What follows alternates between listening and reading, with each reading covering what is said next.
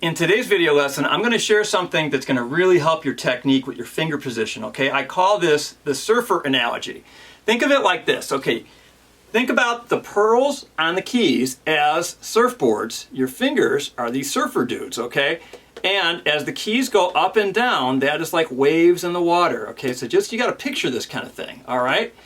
And whenever you're playing, you got to stay on those surfboards, okay? So it's just like this. It's not, if you're out here, you're in the water. You're falling off of the surfboard, okay? So it's kind of a bizarre analogy, but it really describes it, kind of how I'm doing it. I'm really aware of things with this. Now there's something else that goes along with this surfer analogy, and it's another way that I think of it, but it's a similar thing.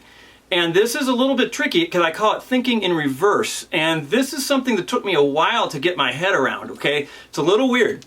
If you're playing a B, say you're playing a B natural, right? Where is your attention focused?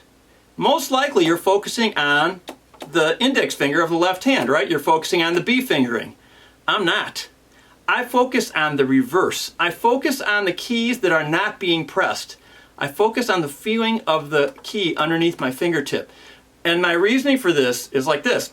The B key is in the perfect position. It's down. It can't be wrong. It's got to be in the right position. Where can it go wrong? All these other fingers, they're not pressing anything, could be in a weird position. So when it's time to go to the next note, you're not ready for it.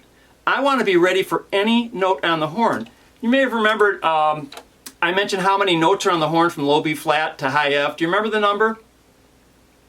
If you said 32, you're right. Low B flat to high F is 32 notes, okay? And whatever note you're on, there's 31 other notes that you're not on that you could have to go to. So I want to be ready to go to any of the other 31 notes, and the best way to be ready is to have your hands in position so that you're in contact with all of the keys on the horn. So when I'm playing like C sharp, I'm in contact with everything.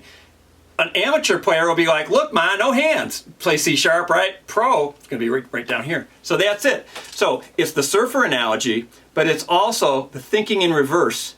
Whatever keys you're pressing, don't focus on those.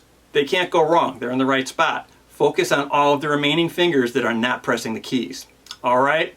So there's one technique lesson that should really help your hand position and help your playing. One thing I just want to end with, don't press the keys too hard. A lot of guys are slamming the keys down. No need. Press it to the point of contact where the key is closed, and that's all you need. You don't need to put it, if your fingernails are turning white because you're pressing the keys so hard, back off. You don't need to press them that hard. All right? Have fun with that. See you soon.